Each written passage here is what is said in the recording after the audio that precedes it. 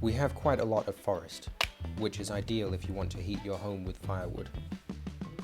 But trees take a long time to grow, hence why we want to establish a sustainable source of firewood for the future.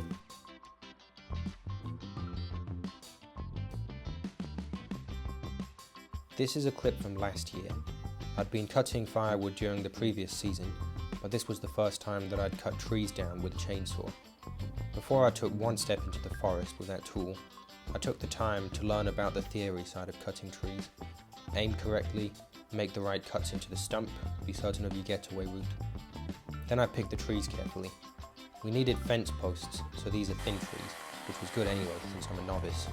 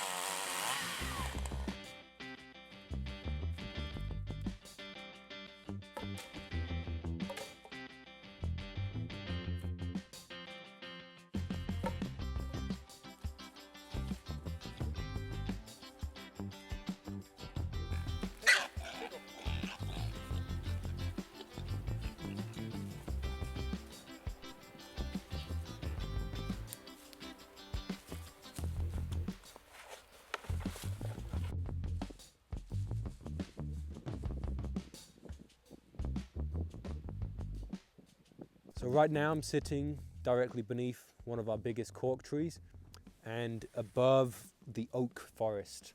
And this area is step one in our rehabilitation of this part of the forest. All last summer, and as long as anyone around here can remember, this forest has been completely overgrown. All the trees are just going at it together. There's no balance between anything. So what we're trying to do now is allow all the various different kinds of native trees that are growing here to have a good shot to grow and produce fruit. So we've been cutting firewood out of that, and there's probably about 1.5 to 2 cubic meters of firewood behind us, and all the small brush from the top of the trees has been made into wood chips, so we can make good compost out of that. So we've been experimenting with some really old forest management techniques here, and what that has turned out to be in this spot is pollarding. We'll be trying pollarding here, coppicing in other places, and this way we're going to get hopefully a completely sustainable amount of firewood for winter heating.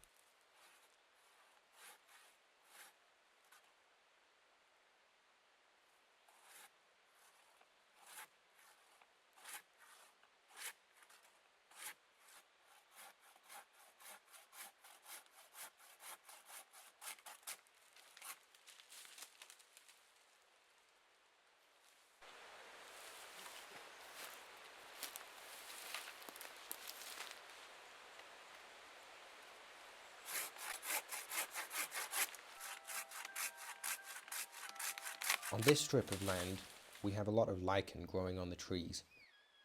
Lichen are bioindicators, and in this case it means we have good air quality. Because they are organisms without protective barriers, they would be the first to die if there were toxic pollutants in the air. I like to think of them as little coral reefs growing on the trees, and it's our job to protect this habitat.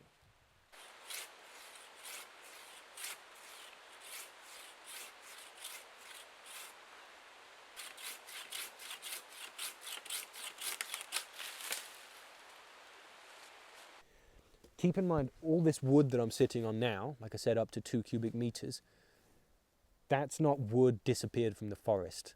Over the next years, these trees that have been cut will grow new shoots, and in the next 20 or so years, hopefully, there should be an even greater amount of wood on the trees. So that's an increased amount of biomass when you cut the trees like this. So the thing that distinguishes pollards from coppicing is that the cut on the tree is too high for animals like deer to come along and browse on the shoots. Otherwise, that's one of the big problems with trees around here, is that the population of deer is so high with no natural predators. The hunting isn't really organized well enough to really keep their population under control, and the natural habitats are all mixed up. So basically, if a new oak sapling comes up and it's not covered, chances are a deer will come and eat it. Ultimately, we'd like to fence everything, but you know, that'd cost a lot of money. Yeah, so that should protect those trees from the deer. So they've got established root systems. They're about 25 years old, can just regrow from that, and the deer won't be able to get them, although 1 or 2 of them might have been cut a bit low. And we'll compare that with a few coppices next year. I'll do some coppices in a different part of the forest, and we'll see how the deer affect them. What I do know is I planted 3 hazelnut trees last February, I believe, and all of them got attacked by a deer in the summer. So they put on growth and then they lost it again. They're back to square one.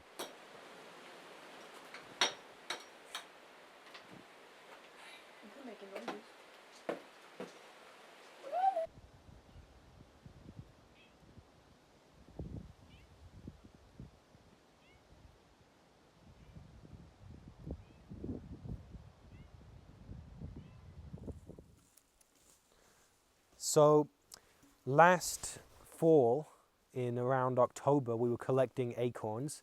We made a video where we made some flour out of them to eat. And I also collected some to germinate.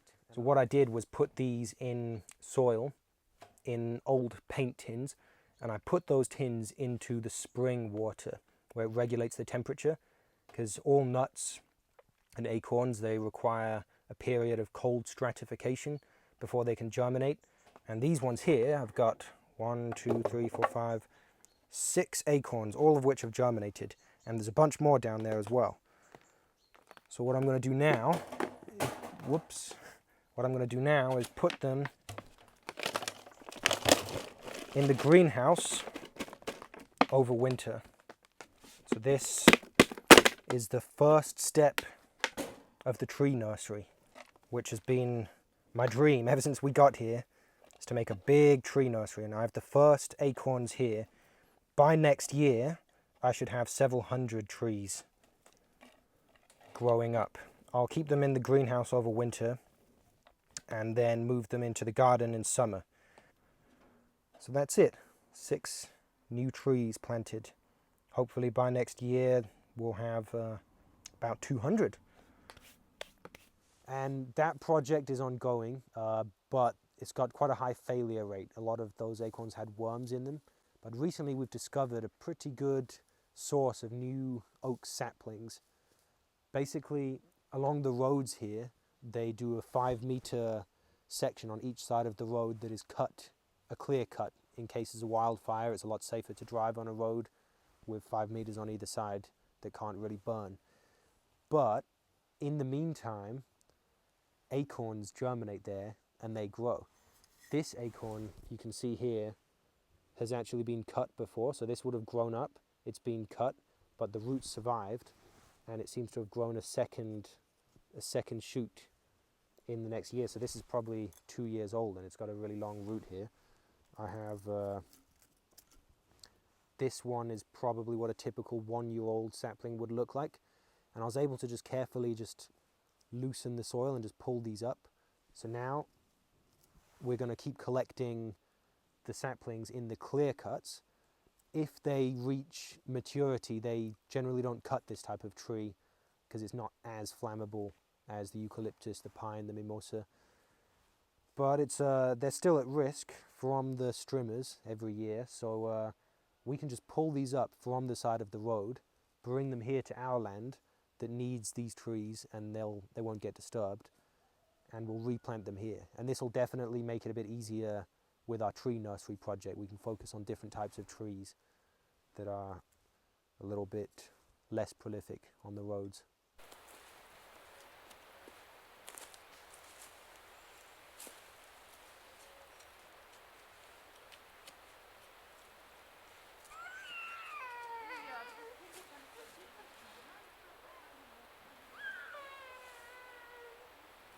So for every tree that we cut here, I'd love to plant 10 new ones, or in any case, a bunch of new trees, new saplings for every one that we cut. So this is the first example of that this year. I've cut down 5 trees, so I'll try and get about 50 planted. But ultimately, I believe that the forest needs to be in a constant state of rejuvenation. Trees need to come down. The next phase in terms of the forest is that the pig is down there now, and she is clearing everything out. Before Higgy died, they were both up here together, and they've done a great job at clearing it. And I planted 10 new oak saplings over there. If I can get another 40 or so planted in the next month, then I'd be happy. We'll see if I can reach that number. We'll see. And yeah, when she has cleared away these terraces, and when she's destroyed as many fern roots as she can, we're going to leave them fallow for another month. And in March, I'm going to experiment just by casting some seed down there for wheat, and we'll see how the wheat grows. So when we came here and I walked around this forest with our neighbor, we were hesitant to cut these trees because in the last 25 years, all these oak trees are blocking out the sun from the forest floor, which is kind of making quite a nice, pleasant microclimate. So I was very hesitant to cut, but in the end, we made the decision to cut them because of the olive trees that are beneath them. And hopefully over the next 10 years, this canopy cover should be re-established, and we can get this microclimate back to normal in 10 years or so. And another thing is that we did it quite carefully. We took out about 100 to 150 square meters of forest here in a relatively large area. This is one patch of the forest that has now been removed of its canopy, which is the traditional way of doing coppicing or pollarding, where you take out a big patch, you let it regrow, meanwhile you take out another patch further on in the forest. And that's essentially what we're going to do here, but we're going to be doing it really carefully and tentatively, just to see what the results are, compare the temperature difference in summer between a pollarded piece and a non-pollarded piece. But ultimately, I believe that the forest needs to be in a constant state of rejuvenation. Trees need to come down, simultaneously need to grow back up in order to provide nature with the opportunity that it needs to grow and continue providing biomass for microbial life, fungus, bacteria to be eating and make food for worms. This is a bit of an example of a pollarding experiment. Cutting a pollard at this height is completely pointless because a deer can easily come and eat them. But the reason I cut these trunks was because these 3 central trunks here, they're chestnut. That's a chestnut tree. This is oak. There's another oak over there. And this here is alder buckthorn. And I just needed to make space for the chestnuts because I want to get the nuts off them in the future, let them grow. Yeah, but I cut them at this height just because I wanted to see like how it grows. I want to see it for myself. So I cut these in June, and really you should do this kind of thing in winter, but I needed them gone. So I cut them in June, and since then this is the regrowth. So in 10 to 20 years, the pollards down in the forest should be ready again to provide another big load of firewood, probably much bigger than the one I got right now as well.